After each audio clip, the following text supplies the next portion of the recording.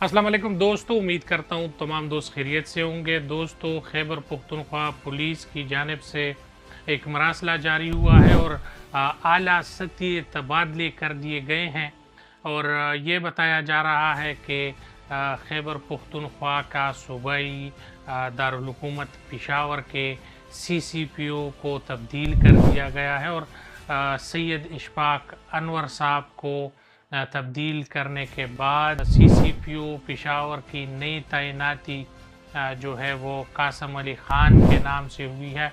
और साबिक CCPO पेशावर सैयद इशफाक अनवर को कमांडेंट FRP तैनात कर दिया गया है, यानी फ्रंटियर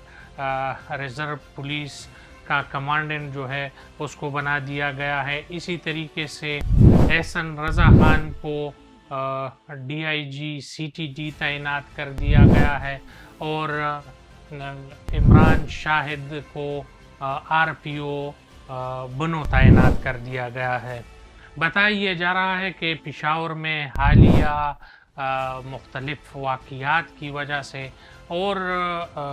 पेशावर में जो स्ट्रीट क्राइम्स हो रहे हैं, इसी तरीके से मुख्तलिफ और मसाइल है, दहशत गर्दी है और स्ट्रीट क्राइम और कत्ल व गैरत का सिलसिला जो है वो काफ़ी हद तक ज़्यादा हुआ है और कराची से वो दूसरे नंबर पर है। रवा 5 माह के अदाद व शुमार के मुताबिक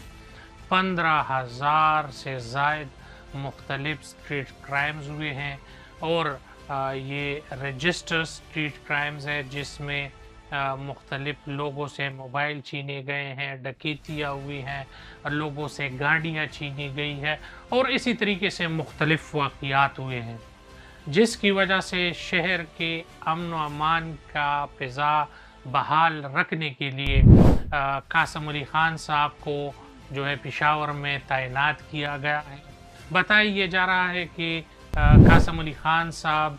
जो है वो स्ट्रीट क्राइम्स और इस चीज़ों पर बहुत अच्छा महारत रखते हैं और इसके अलावा वो डिप्टी कमांडेंट FRP भी रह चुके हैं और मुख्तलिफ इलाकों में वो ड्यूटी सर अंजाम दे चुके हैं और उसका जो है माजी बेबाक और ख़यानत से पाक है, जिसकी वजह से RPO बनो से उसका तबादला जो है वो पेशावर करा दिया गया है और उसने मुख्तलिफ क्राइम पर काम किया है और बताया जा रहा है कि स्ट्रीट क्राइम को रोकने के लिए ख़ुसूसन उसको तैनात किया गया है। कासम अली ख़ान साहब जो स्ट्रीट क्राइम और क्राइमिनोलॉजी के हवाले से उसने मुख्तलिफ ट्रेनिंग्स किए हैं और इस पर काबू पाने के लिए उससे अच्छा नाम जो था वो नहीं था, जिसकी वजह से कासम अली ख़ान साहब को तैनात कर दिया गया है। ये बात वाज़ेह रहे कि उनको कई चैलेंजेस का सामना है। ये चैलेंजेस पुलिस में एक मायूसी का लहर दौड़ना है, जिस पर मैंने वीडियो बनाई है और उसमें तमाम तर तफसील है। ऊपर आए बटन में आपको इंशाल्लाह वो वीडियो मिल सकती है और डिस्क्रिप्शन में भी आपको मिल जाएगी।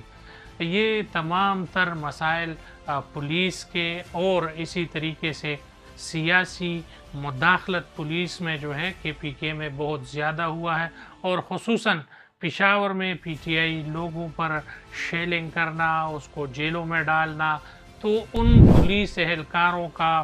तैनात ना होने की वजह से भी स्ट्रीट क्राइम में एक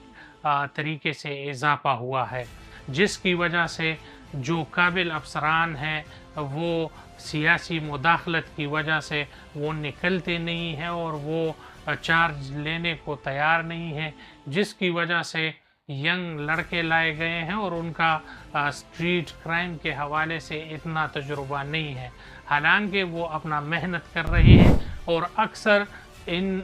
दोनों ग्रुपों के दरमियान पुलिस और स्ट्रीट क्रिमिनल लोगों के दरमियान अक्सर फायरिंग का तबादला भी रहता है और कई स्ट्रीट क्रिमिनल लोगों को ज़ख्मी हालात में गिरफ़्तार भी किया गया है। یہ بھی بتایا جا رہا ہے کہ کچھ دن کے اندر اندر ڈی پی او چارسدہ کو ایس ایس پی پشاور تعینات کیا جائے، جو کہ ایک انکاؤنٹر اسپیشلسٹ اور اس طرح کے لوگوں کو لگام ڈالنے کے لیے ایک بہترین نام ظاہر کیا جا رہا ہے۔ خیبر پختونخوا کے تمام چور لٹیرے اور ڈکیتوں کو ڈرنا چاہیے، کیونکہ جو آفیسر سی سی پی او کے طور پر تعینات کیا گیا ہے وہ اس طرح کے